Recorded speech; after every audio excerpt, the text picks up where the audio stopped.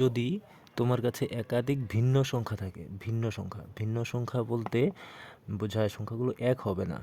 যেমন এখানে একটা 4 আছে, 5 আছে, 3 আছে, 2 আছে, সংখ্যা দুটো আলাদা আলাদা। এরকম একাধিক ভিন্ন সংখ্যা যদি থাকে, সেগুলোকে যদি একত্রিত করা হয়, করতে বলা হয়, যোগ করতে বলা হয়।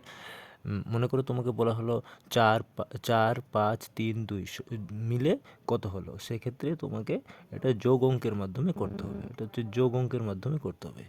আর একই রকম যদি একাধিক সংখ্যা একই সংখ্যা থাকে, সংখ্যা বলতে সবগুলো একই থাকবে, যেমন এখানে দিলাম সবগুলো 3, সবগুলো যদি 3 থাকে, এরকম যদি একাধিক সংখ্যা একত্রিত করতে বলা হয়, সেক্ষেত্রে তোমাদের যোগ না করে সহজ যে পদ্ধতিটাতে আমরা সংখ্যাটা বের করতে পারি, যে 4টা যদি 3 থাকে বা যে কোনো সংখ্যা, একই রকম সংখ্যা একাধিক যদি থাকে, সেগুলো একত্রিত করার যে পদ্ধতিটা রয়েছে, সেটা হচ্ছে গুণ করার মাধ্যমে আমরা সেই যোগটা করতে পারি। গুণ করে আমরা একাধিক সংখ্যার যোগফল বের করতে পারি যদি সংখ্যাগুলো একই থাকে।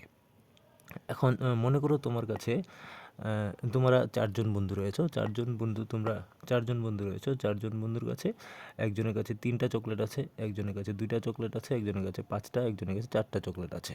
তো এগুলো যদি আমি এখন বলি যে তাহলে তোমাদের সবার কাছে মিলিয়ে মোট কতগুলো চকলেট আছে, তাহলে এরকম যেহেতু এখানে সবার কাছে চকলেটের সংখ্যাটা আলাদা আলাদা, একজনের কাছে 3টা, একজনের কাছে 2টা, একজনের কাছে 5টা, একজনের কাছে 4টা, তাই এটাকে আমরা যোগের মাধ্যমে বের করতে হবে, যোগের মাধ্যমে বের করতে হবে। যেমন এখানে রয়েছে, যোগ করি তাহলে 3 যোগ 2 যোগ 5 যোগ 4, সবার কাছে যে চকলেটের সংখ্যাগুলো ছিল সেগুলো যোগ করে নিয়ে আমরা যোগফল বের করব।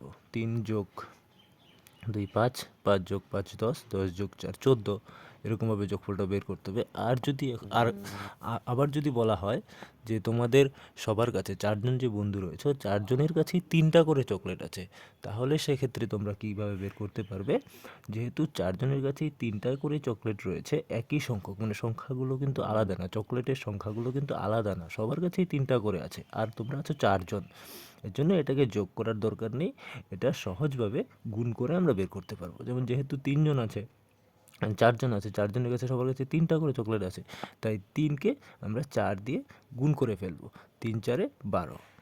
এভাবে আমরা যোগ না করে একই রকম সংখ্যা থাকলে তার সমষ্টিটাকে, মানে তার মোটটাকে আমরা গুণ করে বের করতে পারবো। আবার যদি মনে করো তুমি পড়তে বসার সময় এক সপ্তাহে, মানে 7 দিনই তুমি প্রতিদিন অঙ্ক করো কিছু সংখ্যক, মনে করো 7 দিনের মধ্যে তুমি প্রথম দিন করলে 2টা অঙ্ক, তারপরের দিন করলে 3টা অঙ্ক, তারপর দিন 4টা অঙ্ক, তারপর দিন 5টা অঙ্ক, তারপর দিন 6টা অঙ্ক, তারপর দিন 7টা অঙ্ক, তারপর দিন 8টা অঙ্ক, 1 2 3 4 5 6 7, 7 দিনে এই সংখ্যক অঙ্কগুলো করলে, তো এটা যদি আমরা বের করি যে তুমি 7 দিনে মিলে মোট কতগুলো অঙ্ক করলে, তাহলে এক্ষেত্রে কিন্তু সবগুলোকে যোগ করতে হবে। 3 যোগ 2 যোগ 3 যোগ 4 যোগ 5 যোগ 6 যোগ 7 যোগ 8, এরকম সবগুলো যোগ করে তারপরে কিন্তু যোগফলটা আমাদের বের করতে হবে, কত হয় যে তুমি এক সপ্তাহে কতগুলো অঙ্ক করলে।